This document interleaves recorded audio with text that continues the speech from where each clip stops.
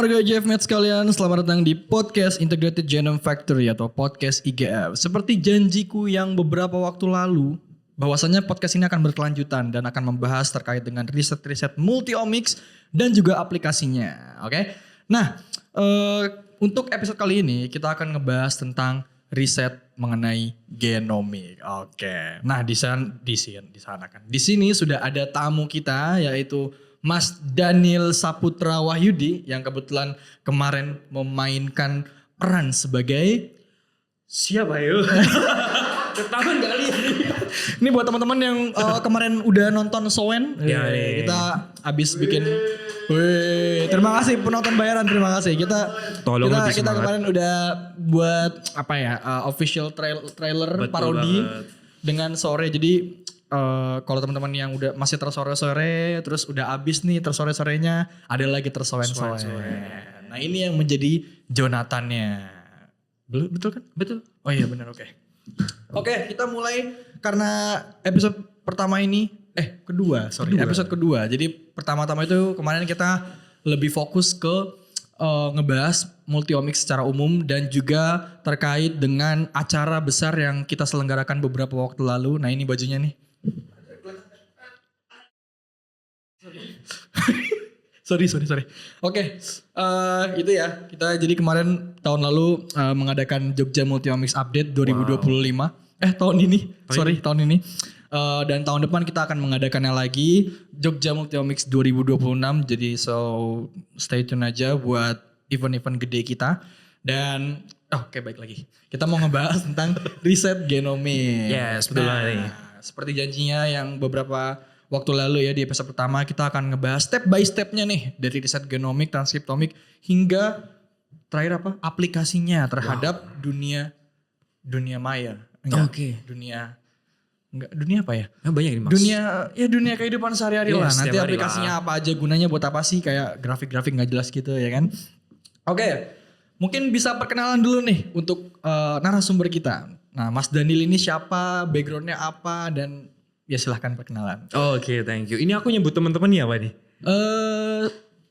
IGF Maths. Oke, IGF Maths. Oke, kayak gak asing ya IGF Maths. Oke, boleh. Atau Sobat Minjin boleh. Yeah. Halo Sobat Minjin, perkenalkan saya Daniel Saputra. Saat ini saya adalah salah satu wet lab staff di Integrated Genome Factory. Kesibukannya mungkin itu aja sih Mas. Iya. Berarti Mas wet lab itu apakah selalu basah kuyup ketika nge-lab? Enggak? Good question Mas. Kebetulan lab kami bocor enggak ya? Jadi kebetulan karena wet lab jadi wet lab tuh kita lebih ke memang melakukan practical lab. Jadi testing di labnya langsung kayak gitu. Kan ada wet lab, ada dry lab ya. Jadi wet lab tuh istilahnya yang kita langsung labnya Mas. Di lab. Oh, berarti wet itu bukan berarti dalam secara harfiah tuh basah gitu ya? Iya bukan Mas. Oh bukan, oke.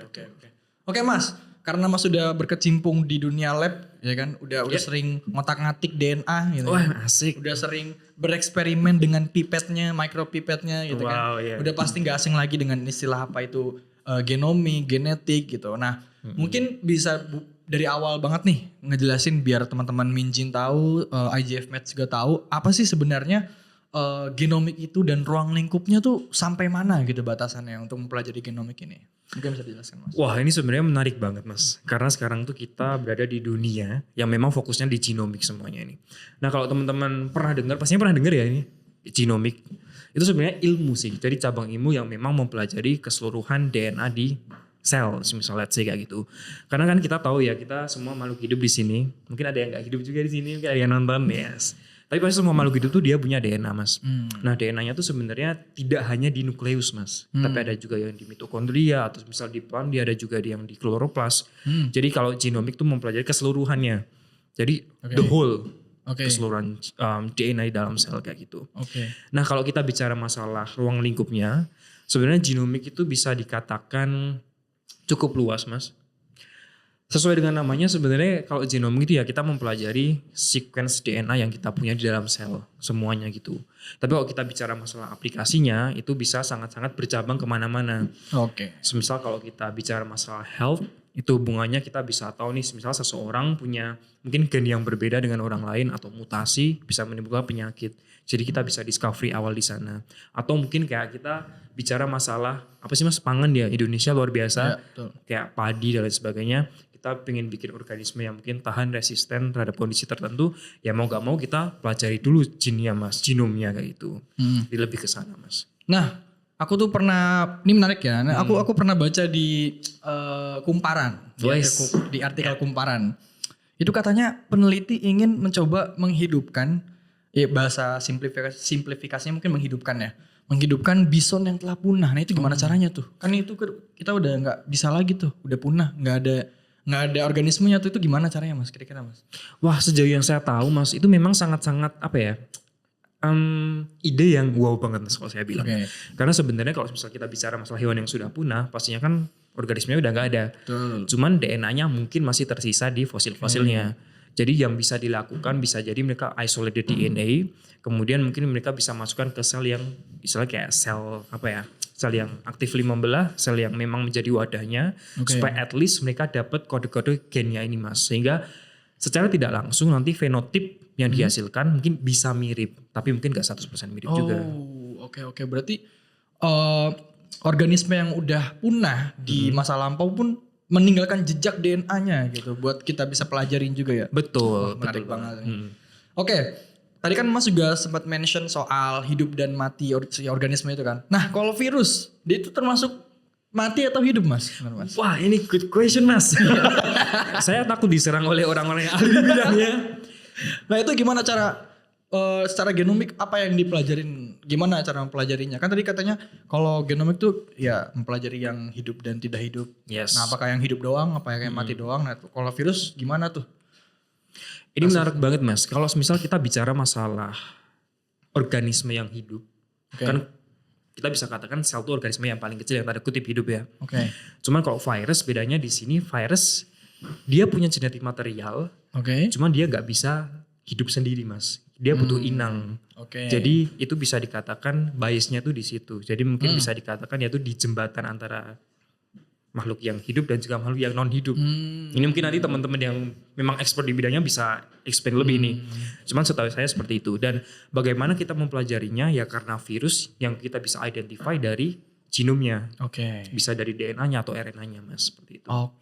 Menarik banget. Berarti virus tuh ternyata adalah antara hidup dan mati ya. Wah, mungkin kita sepemahaman kita tuh wah virus nih ganggu nih gitu. Kalau virus komputer gimana Mas? Itu susah Mas, saya benar tahu. Oke, next questions. Aku penasaran deh. Ini supaya Minjin juga tahu nih. Kan biasanya mungkin anak-anak SMA juga udah apa ya? Udah sangat familiar dengan istilah genetik. Nah, kalau perbedaannya apa tuh Mas? Genomik dan genetik tuh apa sebenarnya? Kalau genetik tuh lebih ruang lingkup yang lebih sempit Mas. Dalam artian kita hanya mempelajari satu gen. Kalau genom kan kita keseluruhan. Tapi kalau gen itu lebih kayak mengkerucut kayak gitu. Gitu. Kalau untuk sejarahnya sendiri, ini ilmu ini tuh kapan dimulainya sih? Apakah ilmuwan-ilmuwan tahun 1800-an itu udah tahu gitu? Apa itu DNA, apa itu genomik, apa itu gimana Mas ceritanya Mas? Wah sebenarnya kalau kita bicara masalah histori Mas itu panjang banget Mas. Dari DNA yang awal ditemukan. Tapi mungkin kalau yang paling in banget dan yang paling diketahui adalah struktur DNA ditemukannya. Mungkin teman-teman sini sering dengar ya Watson and Crick. Yang dia menemukan double stranded structure of DNA. Nah itu adalah penemuan yang salah satu mengubah, aku bisa bilang kayak revolusi banget tuh. Dari yang penelitian DNA sampai sekarang. Dari yang kita belajar strukturnya. Hingga kita nanti bisa gunakan untuk aplikatif-aplikatifnya. Jadi kalau dari segi histori itu panjang banget, teman-teman bisa cek langsung di Google, semua itu ada secara detail. Cuman kalau bisa dibilang histori apa yang paling menurutku ya, yang paling wow banget adalah struktur DNA dari Watson and Crick gitu sih Mas. Revolusi ya. Exactly. Itu kalau revolusi gitu, itu sampai demo gak Mas kira-kira Mas? Mas ini bisa stay on konteks mungkin Mas. Oke, menarik. Berarti memang gampangnya ya, mungkin secara dunia modern itu dimulainya dari Watson and Crick ya, penemuan DNA itu dan semakin berkembang, even sampai penemuan-penemuan detail dari si gen itu sendiri gitu. Betul. Apa aja sih Mas kira-kira istilah dari apa ya? Penemuan si Watson and Crick ini yang harus diketahui gitu. Apakah, nah ini menarik juga nih kayak kan ada perbedaan tuh tadi kayak genetik dan genomik. Nah kalau misalkan apa sih itu gen, apa sih itu DNA gitu, RNA tuh apa gitu. Apakah itu bagian dari genomik, apakah perbedaannya apa sih gitu. Gimana Mas? Wah ini menarik banget Mas. Jadi sebenarnya lebih gampang kalau teman-teman juga nih, kita belajar dari basicnya lagi nih. Ada namanya genetic materials. Oke. Nah, genetic materials itu ada 2 jenis, DNA dan juga RNA. Mereka tuh beda nggak? Beda. Secara structure mereka beda, secara function mereka juga beda. Kalau teman-teman tadi yang sudah aku sebutkan Wilson and Crick, dia tahu ya kalau DNA itu double stranded, yang helix structure. Kalau RNA dia single strand. Jadi beda. Dan fungsinya pun nanti juga beda. Kalau DNA itu ibarat kayak, misal Mas kita mau punya rumah nih Mas. Nah kan kita pasti nyuruh orang untuk kayak, aku bangun, aku punya rumah yang tipenya seperti ini. DNA itu ibarat seperti itu Mas. Jadi dia menentukan bagaimana istilahnya kayak si sel, itu nanti strukturnya itu seperti apa. Kayak protein yang diproduksi seperti apa, dan lain sebagainya. Jadi kayak DNA itu kayak memberikan mandat. Kayak aku mau kayak gini, itu DNA. Tapi kalau RNA itu lebih ke downstreamnya Mas. Jadi istilahnya nih, ketika kita bicara masalah central dogma of biology, pernah denger ya Mas pastinya? Ya boleh. Udah pernah dengar, tapi mungkin teman-teman sobat Minjin atau IGF Maths belum tahu itu. Jadi apa Mas? Jelasin Mas. Oke. Ini bagus banget nih. Jadi ibarat central dogma biology adalah kita punya DNA nih Mas. Oke. Nah kemudian bakal ditranskripsi menjadi mRNA. Oke. Kemudian produk akhirnya ditranskripsi adalah protein, betul banget. Nah dari sini aja kita bisa lihat ya Mas, ada DNA, ada RNA dan mereka beda urutannya. Jadi DNA kayak tanda kutip penyuruhnya, pemberi informasi. Nah RNA itu tanda kutip adalah produk dari DNA-nya itu yang akan ditranslasi menjadi protein. Jadi itu beda DNA dan juga RNA. Dan tadi Mas juga tanya terkait gen ya. Nah menurut Mas apa Mas gen itu Mas?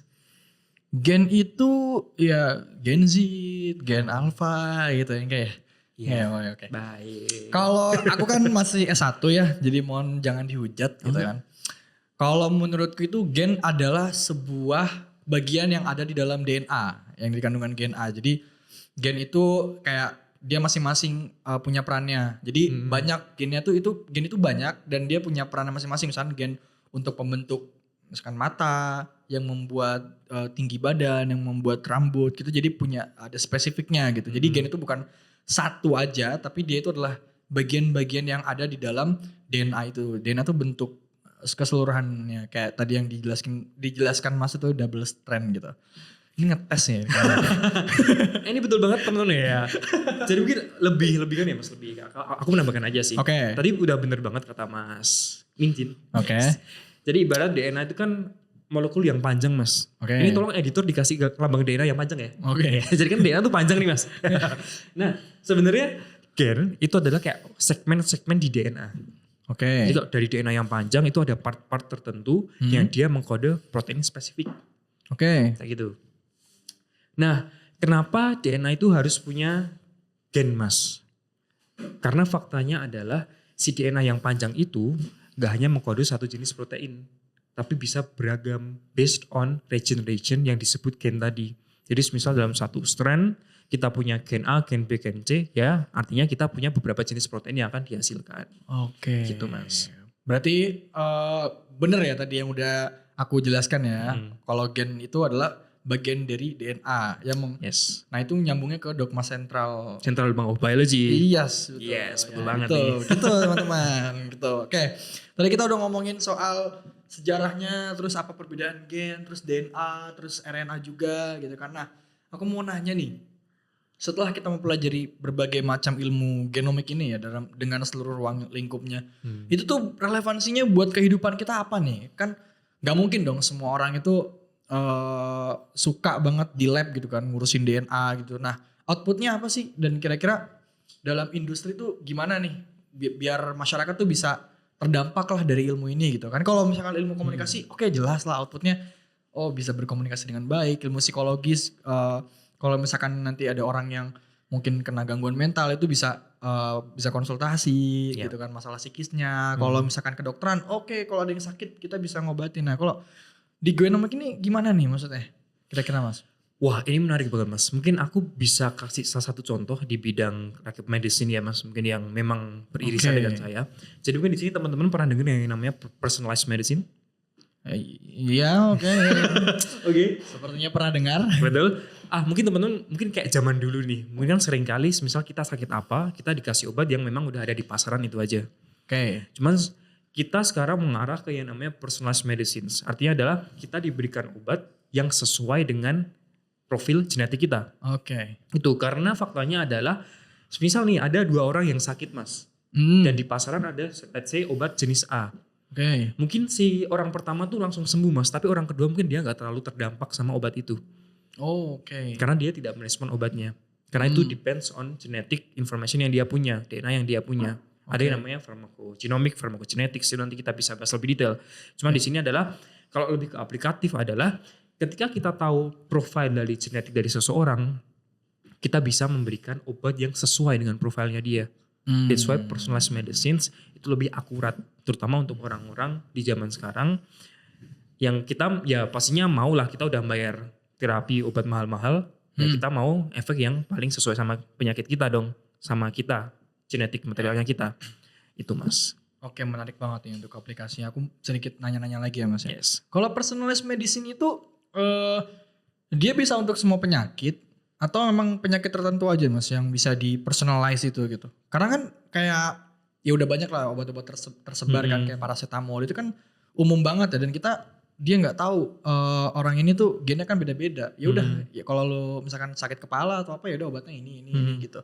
Kenapa nggak pakai personalized medicine gitu? Kenapa? Apakah emang itu khusus aja gitu penyakitnya kalau personalized medicine? Gimana mas? Itu good question mas, karena sebenarnya kalau kita mau personalized medicine terutama untuk semua orang, aku rasa kita agak jauh, masih butuh waktu yang cukup lama. Karena untuk personalized medicine mau gak mau kan kita harus tahu genetic profiling dari setiap individu, which is kita butuh biaya, butuh cost, dan itu ya nggak murah juga. Jadi mungkin tidak semua orang bisa reach ke sana. Cuman sebenarnya kalau dari bagaimana respon kita terhadap obat, sebenarnya itu kita bisa profile dari ya genetik orang-orang yang memang sudah ada datanya. Kemudian kita bisa cek tuh misal orang A dengan penyakit ini lebih cocok dengan obat ini. Jadi memang ada studinya tersendiri mas kayak gitu. Berarti tapi secara esensi itu semua penyakit bisa dengan personalized medicine? Menurut saya bisa sih mas. Menurut bisa, saya ya. Cuman memang kayak keterbatasan dana dan kemudian mungkin emang terlalu mahal gitu ya. Dan alat teknologi juga belum terlalu mumpuni gitu atau gimana? Kalau dari segi teknologi sebenarnya kita mumpuni mas. Apalagi di Indonesia juga sudah ada beberapa company mungkin perusahaan juga yang memang fokus di sequencing. Jadi sebenarnya bisa atau enggak bisa.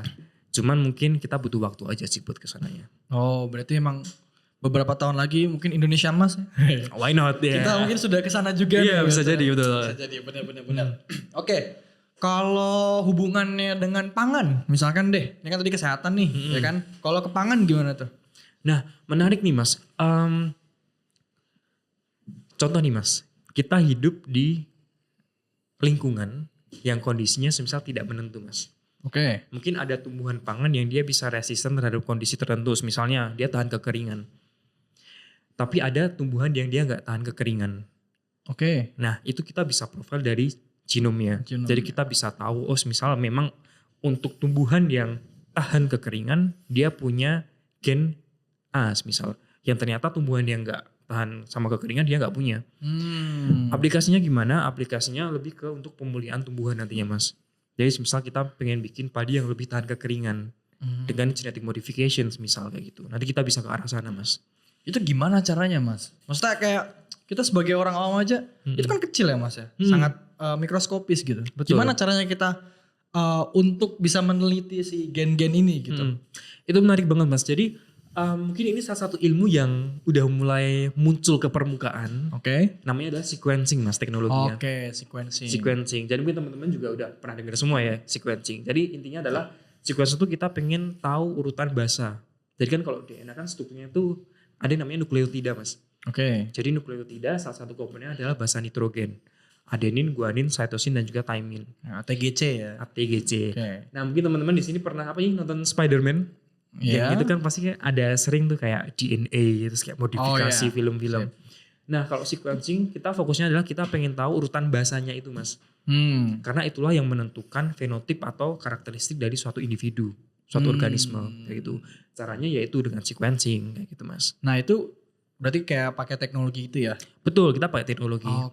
Nah kalau di Indonesia sendiri mas, ya misalkan orang pengen, aku pengen meneliti feses kuda misalkan. Menarik nih. Siapa tahu kan ada gunanya ternyata kan buat pakan apa gitu kan. Bisa. Atau yang lain gitu kan. Bisa. Itu bisa pakai sequencing mas? sequencing itu bisa mas. Bisa mas? Jadi sebenarnya asalkan dia organisme dan organisme kan pasti punya DNA ya, itu bisa kita sequence. Jadi kita bisa profiling DNA-nya. Gitu. Dan itu sangat-sangat menarik. Dan aku rasa di Indonesia sekarang juga udah mulai berkembang pesat mas untuk sequencing. Kalau misalkan unsur abiotik yang diteliti, misalkan kayak batu atau air gitu, itu gimana tuh? Itu menarik banget mas. Jadi kalau kita bicara misal nih mas, air di sungai. Nah, apakah bisa di sequencing? Nah jawabannya adalah kalau airnya mungkin gak bisa. Cuman untuk microbes yang ada di air bisa. Nah itu juga bakteri, udah sering. Betul. Mikroorganisme gitu ya. Yes betul banget. Dan sekarang pun saya rasa juga banyak mas peneliti sekarang, terutama peneliti environment kalau gak salah, yang memang mereka fokus ke eDNA. Jadi memang DNA yang ada di... Apa tuh eDNA itu apa? Itu adalah environmental DNA mas. Environmental berarti DNA yang tersebar di lingkungan gitu. Yes betul banget. Dan mereka pengen profiling hewan apa aja sih yang pernah di sana, organisme apa aja sih, bisa dengan sequencing juga itu.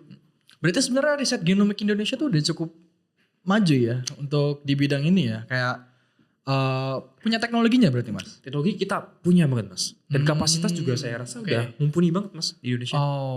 Biasanya apa tuh teknologi yang dipakai mas di sequencing itu? Nah kalau teknologi sequencing itu macam-macam mas. Jujur ada beragam banget. Tapi salah satu yang paling widely known dan used namanya adalah Oxford Nanopore Technology atau ONT. Gitu. Mungkin mas pernah dengar ya.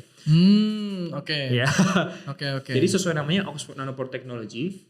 Basically dia itu dari UK, dari Oxford. Itu. Jadi fokusnya teknologinya adalah dia pakai nanopore. Jadi ada pore kecil nih mas. Dan sistemnya adalah dari pore kecil ini. Ini tolong juga editor, tolong kasih video juga ONT di sini. Kita ngerjain editor ya mas. Oke. Jadi prinsipnya adalah ada pores nih mas. Kemudian ada electric current yang dialihin ke sana. Nah DNA itu bakal passing through the pores. Jadi dia bakal ngelewatin si poresnya. Nah misalnya mas ibarat kita keluar ruangan deh. Kita pasti lewat pintu ya mas. Nah ketika kita lewat pintu kan pasti ada sesuatu yang lewat bakal kedetek gak sih mas? Kalau misalnya nih aku di deket pintu, kemudian ada orang lewat kan pasti aku bakal kerasa kayak ada angin yang lewat nih atau ada apa? Ada something yang lewat.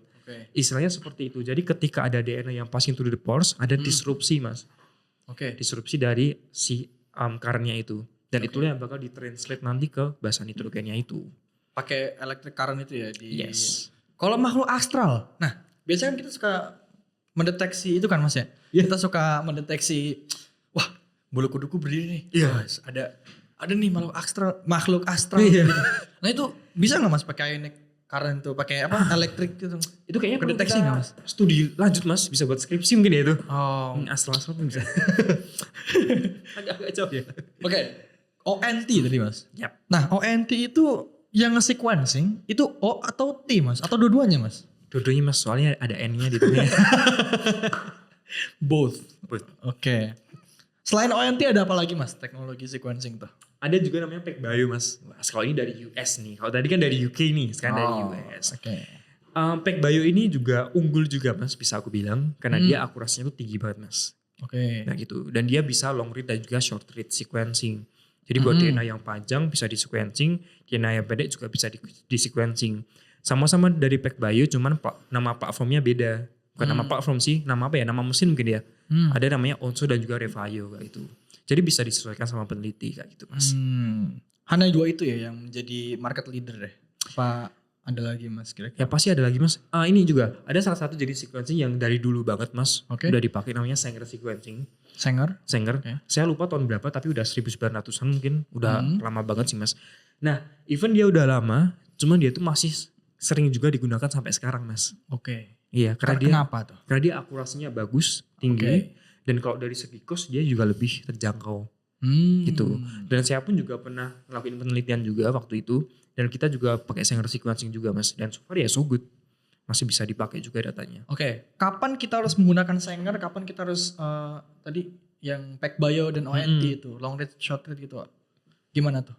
Ya, ini menarik mas. Jadi sebenarnya kalau kita bicara masalah Sanger, kemudian ONT, PacBio, itu adalah teknologi yang dia tuh di generasi sequencing yang beda mas. Jadi sequencing itu ada 3 generasi. First, second, dan juga third. Untuk first generation itu si Sanger itu yang pertama kali ditemuin. Jadi dia tuh masih tergolong yang short read sequencing misalnya. Nah ada juga namanya next generation sequencing. Nah si ONT, si PacBio itu termasuk next generation sequencing. Sequencing lebih ke next generation, dalam artian dia bisa nge-sequence yang long read dan dia bisa nge-sequencing banyak molekul in the same time. Jadi dari segi time efficient lebih efficient. Nah kalau ditanya kapan sih saya pakai Sanger, kapan saya pakai ONT? Nah gini aja Mas, contoh nih Mas Minjin nih. Mas Minjin sekarang kalau nggak salah baru mau skripsi ya Mas? Aku mau bikin produk fermentasi yang namanya kombucha. Nanti kamu bikin produkku sendiri kombuchan. Masuk. Nah kalau boleh tahu itu berarti kan Mas, microbes-nya apa Mas kalau di kombucha itu Mas? Kan kalau di kombucha itu pakai SCOBY ya. Jadi symbiotic culture of bacteria and yeast. Jadi itu banyak mikrobia yang bersimbiosis antara yeast dan juga bakteri. Jadi di situ beragam banget bakteri-bakterinya. Kayak ada gluconobacter. Pokoknya ada paling banyak itu BAL sama BA itu bakteri asam asetat. Ya. Terus ada juga yeastnya. Kayak misalkan Saccharomyces cerevisiae kayak gitu-gitu. Jadi emang mereka tuh bersinergi untuk membentuk minuman itu. Jadi fermentasi kayak gitu. Gampangnya seperti itu. Wah itu menarik banget Mas. Kalau aku bisa bilang kan itu lebih ke microbes ya. Microbes kan kalau gak salah genomnya cukup besar ya Mas. Kalau berapa ya panjangnya tuh Mas? Kalau boleh tahu. Si kecil itu besar. Ya cukup panjang lah. Berapa Mas kira-kira? Aku jujur belum ngecek sih dan emang nggak ke situ juga arahnya sebenarnya. Cuman aku pengen menciptakan produkku sendiri aja. Terus kemudian aku pengen tahu nih ketika aku melakukan perlakuan yang berbeda, apakah rasio dari semua bakteri dan yeastnya itu berbeda juga. Apakah mungkin ada spesies yang di luar pada umumnya kombucha gitu kan. Menarik sih Mas. Itu kan untuk kasus microbes. Contoh lain sih misalnya kasus untuk animal, plant, human. Itu kan pasti genomnya besar Mas. Daerahnya panjang-panjangan. Nah bayangin kalau misal disuruh milih nih Mas. Kan tadi ada dua teknologi misal Sanger sama ONT nih Mas. Nah kalau Mas Minjin nih misal menjadi peneliti. Mas punya sampel misal darah manusia Mas. Nah Mas darah manusia kan genomnya pasti gede ya Mas. Mau teknologinya yang short read atau long read nih Mas? Kayaknya aku bakal milih bukan long read shortnya ya, short readnya ya. Tapi aku lebih bakal milih karena sering dengar ya kalau PacBio itu kan akurasinya tinggi. Jadi aku ya nggak tahu kan sebagai orang awam ya yang belum tahu banyak ya. Jadi kayaknya aku bakal milih yang akurasinya tinggi deh. Akurasi tinggi, yes itu bisa jadi Mas. Akurasi itu juga salah satu faktor. Cuman biasanya kalau di tahap awal nih kita mau pilih, saya mau pakai sequencing yang mana ya. Kalau kasus misal saya cuma punya amplicon DNA Mas, jadi DNA yang cuma kayak 200 base pairs, 200 basa, itu saya nggak bakal milih ONT. Karena istilahnya kayak sia-sia aja Mas. ONT kan untuk long read nih Mas. Cuman kan yang DNA yang saya punya cuma short aja nih, cuma 200 base pairs. Jadi ya mending saya Sanger aja. Sanger ya.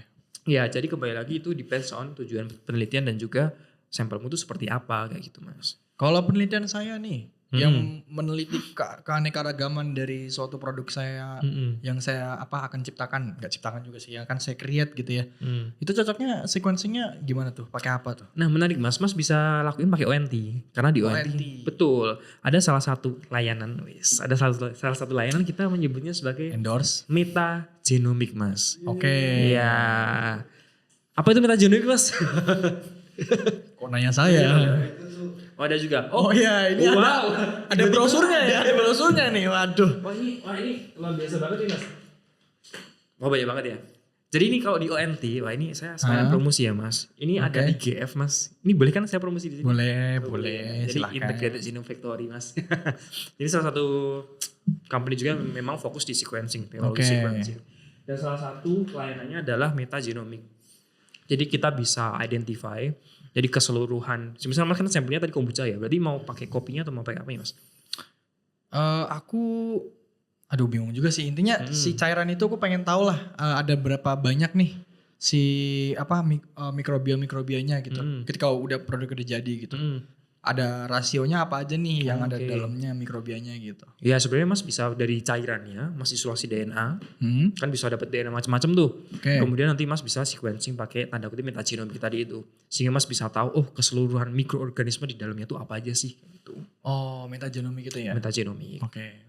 Nanti deh aku coba ke dosen skripsiku, boleh nggak ya? Betul. Kalau Mas ada pertanyaan lebih lanjut, hubungi admin IGF. Oh, betul. Nomornya di sini. Tolong editor masukin nomor. Oke, menarik banget. Kalau sequencing by Illumina, nih aku pernah dengar nih, sequencing by Illumina nih. Yes. Sequencing by Illumina apakah sequencing yang bertanggung jawab atas semua teori-teori teori apa sih namanya? Konspirasi. Teori konspirasi. Nah, apa tuh Mas? Iya. Oke. Illumina. Gimana Mas? Jadi Illumina itu juga salah satu teknologi sequencing Mas. Kalau dia second generation ya. Oke. Nah prinsipnya tuh beda sama ONT. Kalau ONT kan nanopore ya, yang tadi pore kecil itu kan.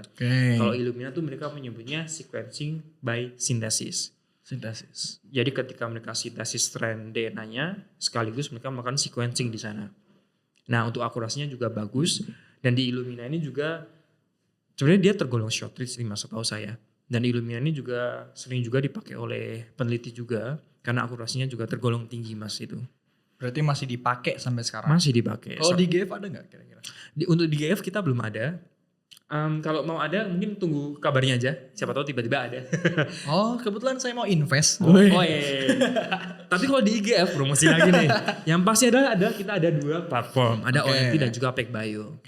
Nah PacBio salah satunya Onso Revio nih Mas. Nah itu kayak di Indo tuh masih jarang-jarang Mas. Dan kita punya privilege untuk mendapatkan mesin ini di tempat kita Mas. Oke. Ini kita balik lagi deh ke ngomongin genomik ya. Itu kan salah satu aplikasinya metodenya dengan menggunakan sequencing. Yes, betul. Nah, ini aku mau nanya nih, mungkin terakhir. Oke. Gimana caranya sequencing atau genomik lah ya, riset genomik itu berperan dalam misalnya tahun 2020 tahun lalu itu kita sempat terkena COVID kan? Yes. Nah, itu perannya apa tuh? Sequencing berperan gak tuh dalam pengembangan vaksin atau ya apalah terkait dengan riset genomiknya gitu. Itu gimana tuh? Mas ini menarik banget Mas. Jadi dulu saya pernah juga kesempatan jadi analis COVID Mas. Jadi sering kali kita dapat sampel nih Mas. Dan sering kali tuh mereka bilang ini sampel buat WGS atau whole genome sequencing. Jadi kalau kita tahu kan si SARS-CoV-2 dia kan termasuk RNA virus Mas. Jadi RNA virus tuh dia mutasinya tuh gampang banget. Gitu. Makanya that's why kita tahu varian-varian dia apa sih alpha, gamma, beta, omikron dan lain sebagainya. Karena memang dia tuh mutasinya cepet banget. Nah, gimana sequencing itu punya peran penting di sini? Kita pengen tahu keseluruhan DNA atau RNA di case ini untuk SARS-CoV-2. Jadi kita pengen tahu keseluruhan RNA dari si virus itu. That's why kita bisa identify, ini varian baru nih dan lain sebagainya Mas. Fungsinya ke vaksin seperti apa? Mungkin teman-teman di sini pernah kan ya suntik vaksin ya? Pasti udah pernah lah ya. Oke, booster. Betul, dulu pakai apa Mas kalau beda? Lupa ya. Udah lama ya. Gitu. Ya, itulah itu. Oke. Jadi mungkin salah satu jenis vaksin kan kita ada RNA based vaksin Mas. Jadi itu kalau secara konvensional kan kita memasukkan antigen ke tubuh kita supaya memproduksi antibody, immune response kita ke-trigger lah kayak gitu. Nah salah satu teknologi yang lebih akurat, lebih mutakhir lah bisa saya bilang, itu kita pakai RNA vaccines.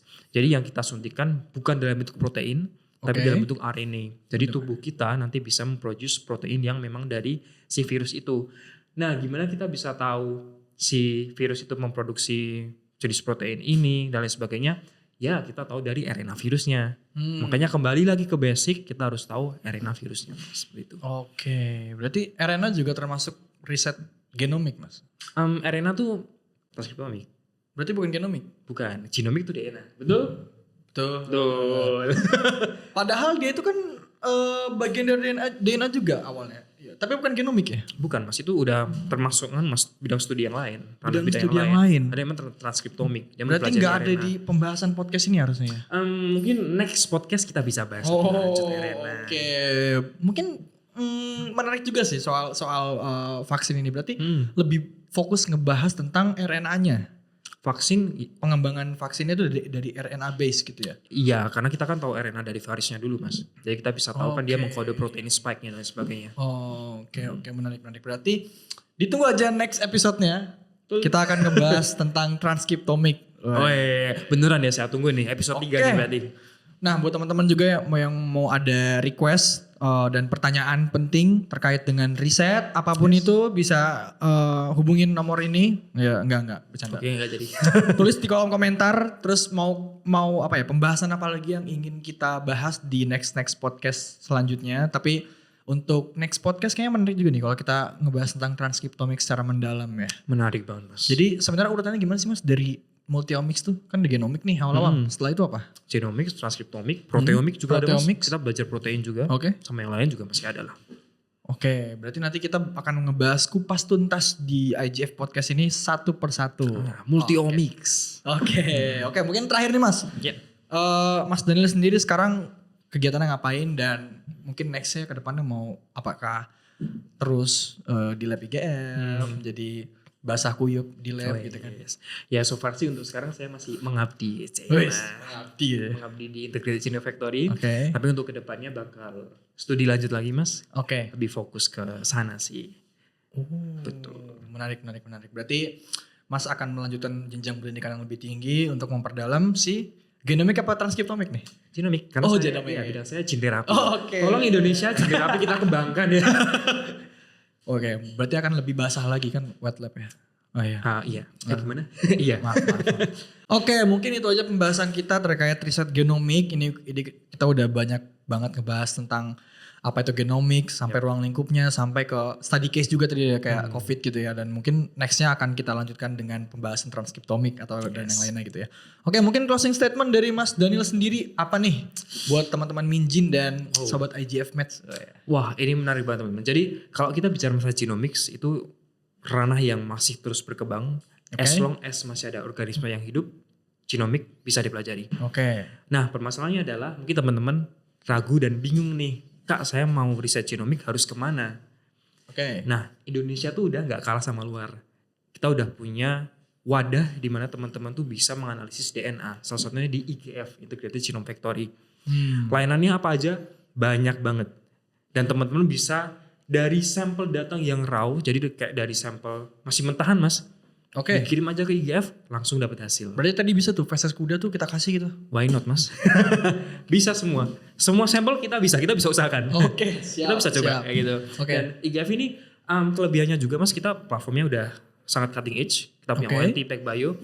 Dan yang paling penting adalah kita affordable. Itu yang paling penting tuh. Exactly. Mengingat mungkin dana riset kita juga ada yang nggak begitu banyak gitu kan. Itu bisa diomongin lah ya. Kira-kira office-nya di mana sih mas kalau IGF tuh? Teman-teman bisa nemuin IGF di Faculty of Biology UGM. Harus UGM ya. Kalau orang dari Bali gimana tuh mas? Orangnya ada yang di Bali, ada yang di UI, di Depok tuh kan. Walaupun Depok ada 2.